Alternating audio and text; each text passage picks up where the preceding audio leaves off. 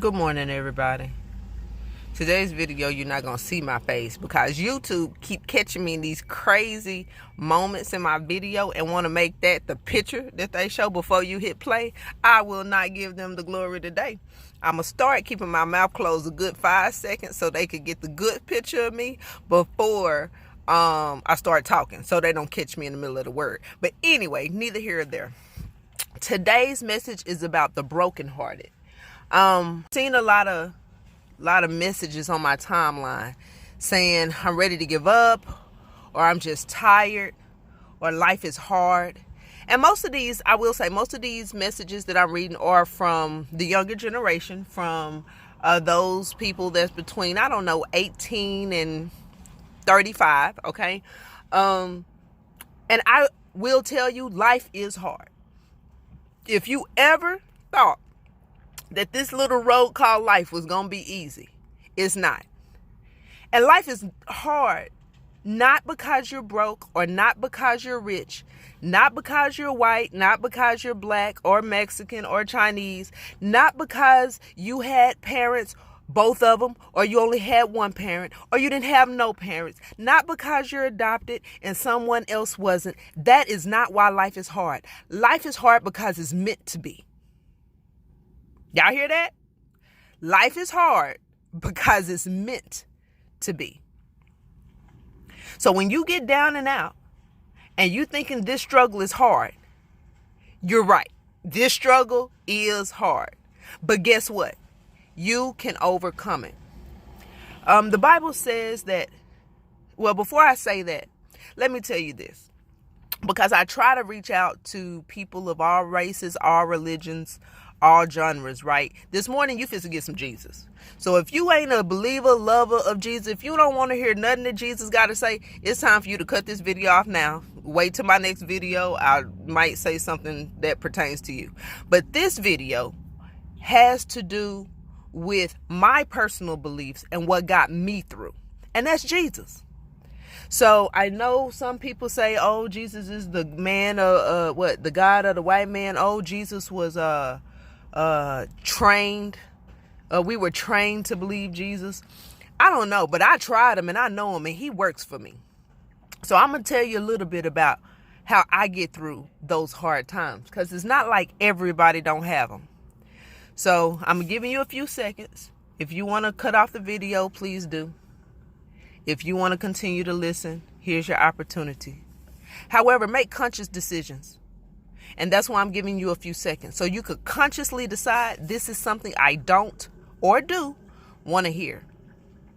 But the Bible says that God is close to the brokenhearted. Okay? It didn't say he's close to everybody who believes in Jesus. It says God is close to the brokenhearted. And with that being said, I'm not quoting the Bible verbatim. So that is not maybe the exact words in the Bible. But what I will say is that's what it means. God is close and near to those of broken heart. So back to you tired and this world is hard and I'm ready to give up. Guess why we have to get in those moods and those moments? So we can get close to God. God is our Father. Think about that. God is our Father. So whether you had a mama, a daddy, a auntie, an uncle, somebody you can look up to, God is our Father. Now, I believe that God is our Father through Jesus Christ. That's his son.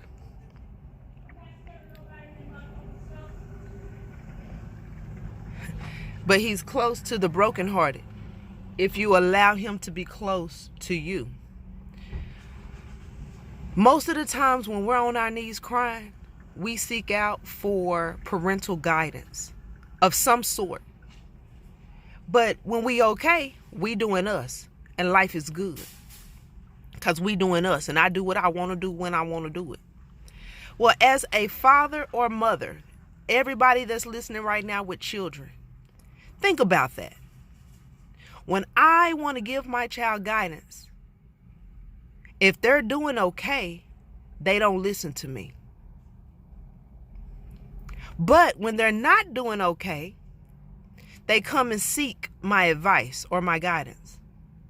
As a parent, what state would you keep that child in?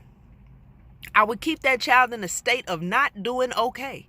You know why? Because when they're not doing okay, they listen to the voice of reason. I tell my children all the time, I will push you into change. And what I mean by that, there's a book, and I'm sorry I don't know the author. Really great book though. But one of the first chapters of that book says, hitting a brick wall is the prerequisite of change for most people. If you've ever been an addict or been to Narcotics Anonymous, Alcohols Anonymous, they'll tell you we've hit rock bottom before we made the change. A lot of times we have to get in the pit of the pit of the pit before we could even see a change needs to happen. So again, I tell my kids, I will push you into that brick wall, whatever that brick wall might look like.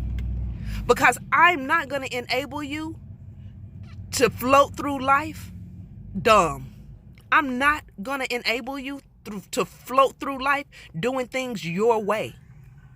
For me and my house, we're going to worship the Lord. That means we're going to do it God's way. And if we're not doing it God's way, you could expect to hit a brick wall. That's just what comes with it. So think about this. You having a hard time right now. Not a hard time, but an awful time. And you don't think you can make it through this awful time. One or two things have happened. You fall into your knees crying, not necessarily to God, but you fall into your knees crying because you don't know what else to do. Or you lashed out in a different way that's brought your life in more turmoil because you keep making decisions that are not benefiting you to get out of that situation. Well, I'm here to tell you, try Jesus. And I don't mean cry to him and pray.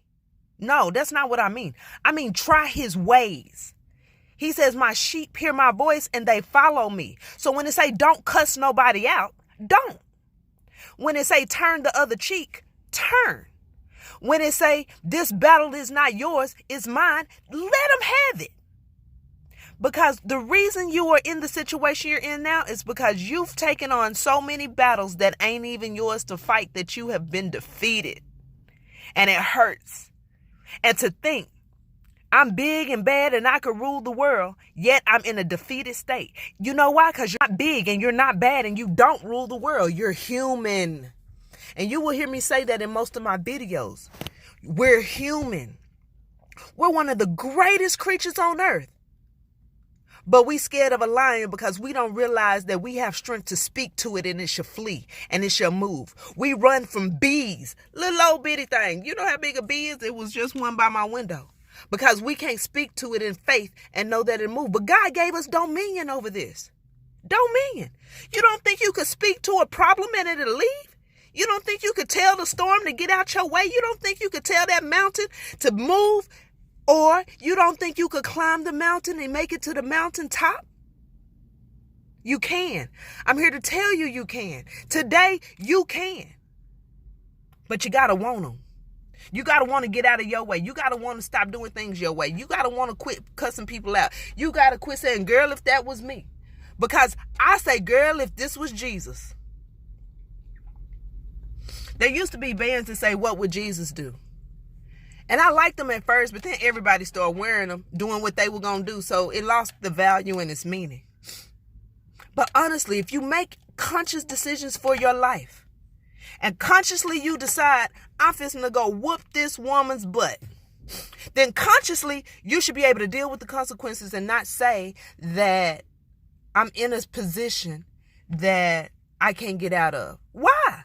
You know, by going to be somebody, but they can file charges on you. You could go to jail. But even this in the spiritual, if you whoop another child of your father, how your father gonna treat you? I got 3 sons, 3. And if one of my sons think he fixing to just go mollywop another one of my sons, do you not know it's gonna be plex between me and him? Do you not know I'm gonna distance myself? And that's exactly what God does us. We are all children of God, whether we want to admit it or not. We are all children of God. So when you mess with one of God's children, you don't think he coming for you? You got jokes if you don't.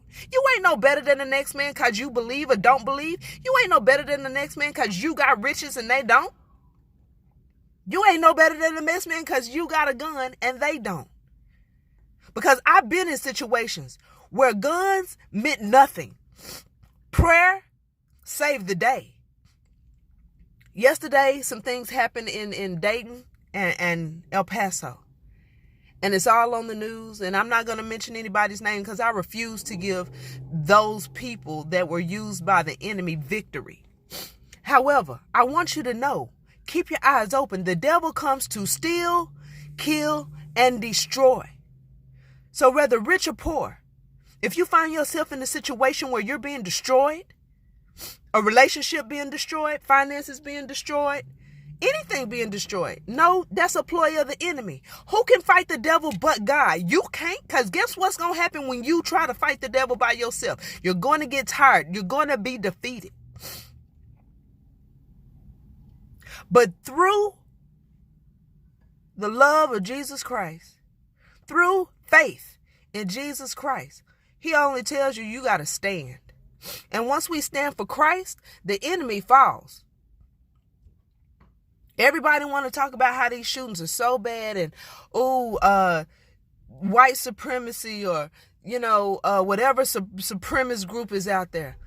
I beg to differ. White supremacy is only showing his nasty head because the devil is mad that we're coming together as a nation. The devil is mad that more of our youth don't see black, white, Mexican, Chinese. More of our youth see that person's been good to me and that person hasn't. See, when you look outside of this natural realm, you got to know that the devil is going to be mad when you start looking into the spirits of those. You want somebody to be good to you, be good to them first. You got an enemy, love them. Love them to death. And I don't mean love them till the person die. I mean love that enemy spirit till it's strangled. What can defeat hate but love? So while the news is up here, and thank you, news, I'm not thanking you because we do need the knowledge of what's going on in our world, but we don't need it driven into our head. We don't need fear incited in the people. We should be praising. It should be crowds of people in the street praising God. Because out of all the people who sadly lost their lives, is so many more that didn't. Right now, I think the count is up to like 29. My heart hurts for those 29 people and those 29 families. But my heart rejoices over the hundreds and hundreds and hundreds that were in the mall that didn't die. Hundreds and hundreds and hundreds of people were at that nightclub that didn't die. And I praise for that. But guess what that also did? I'm sure somebody in that club, somebody in Walmart, that was their brick wall. That was their rock bottom. And guess what it made them do? It made them decide to turn around. So let's remember, if we're brokenhearted, let's look to our relationship with God and see how close we really are to him. Are we judging other people? Are we trying to hold other people to our standards? Do we want other people to do what we want them to do? Well, that's a problem because you're not God. And if they start doing what you want them to do, I pray for them. Because if they make you they God,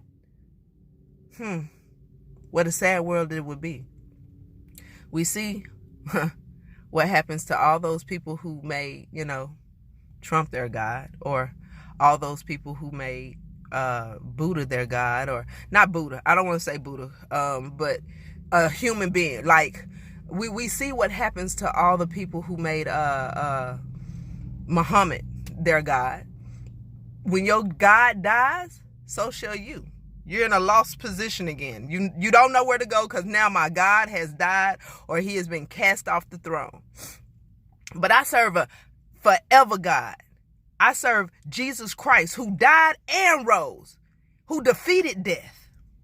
Now, you can believe what you want to believe, but I tried him and I know him.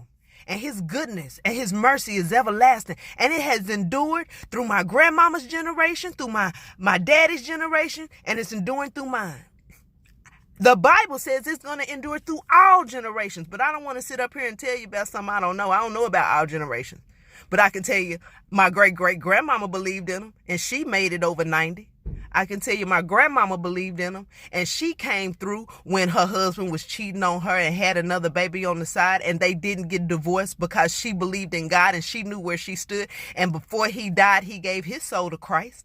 I can tell you it endured through my mama and my daddy's situation, who happened to be divorced, but they raised a child that knows God. And now both of them are in loving relationships with the people who God has designed for them.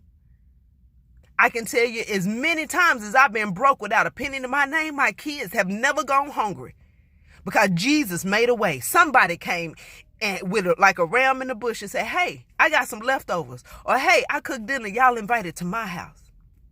But you got to plant seeds of good. If you're not planting seeds of good, you can stay where you at in that turmoil, because that's where God is near you. And if you want to get out the turmoil, don't just have God near you. Also, get near him. That's all I got for you this Sunday morning. Y'all have a very good day. Hope church is good. Pray I see you there.